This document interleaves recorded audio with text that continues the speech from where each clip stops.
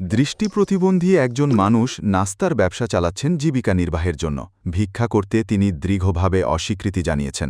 রাজধানীর এক কোণে প্রতিদিন সকাল থেকে শুরু হয় তার সংগ্রামী দিন। চোখে আলো নেই, কিন্তু মনোবল আর ইচ্ছাশক্তি তাকে দাঁড় করিয়েছেন নিজের পায়ে। ছোট্ট একটি দোকানেই তিনি বিক্রি করছেন আচার, যা দিয়ে চলছে তার সংসার। তিনি বলেন, মানুষ আমাকে ভিক্ষা করতে বলেছে, কিন্তু আমি চাই না করুণা, আমি চাই সম্মান। তাই ব্যবসা করছি, কষ্ট হলেও নিজের হাতে উপার্জন করছি। প্রতিবন্ধকতা সত্ত্বেও তার এই উদ্যোগ সমাজে নতুন বার্তা দিচ্ছে। কোনো সীমাবদ্ধতা জীবনের স্বপ্নকে থামাতে পারে না। তার দোকানে প্রতিদিন আসেন স্থানীয় মানুষ, কেউ নাস্তা কিনতে, কেউ আবার শুধু অনুপ্রেরণা নিতে। বিশেষজ্ঞরা বলছেন, এই ধরনের উদ্যোগ সমাজে ইতিবাচক পরিবর্তন আনে, কারণ এটি দেখায় প্রতিবন্ধী মানুষও কর্মঠ, সৃজনশীল এবং আত্মনির্ভর হতে পারেন। সামাজিক যোগাযোগ মাধ্যমে ইতিমধ্যেই ভাইরাল হয়েছে তার গল্প। অনেকেই লিখছেন, এটাই আসল উদাহরণ। ভিক্ষা নয়, শ্রমই জীবনের পথ। দৃষ্টি প্রতিবন্ধী হলেও তিনি প্রমাণ করেছেন, ইচ্ছাশক্তি আর পরিশ্রম থাকলে জীবনের প্রতিটি সীমাবদ্ধতা ভেঙে ফেলা যায়।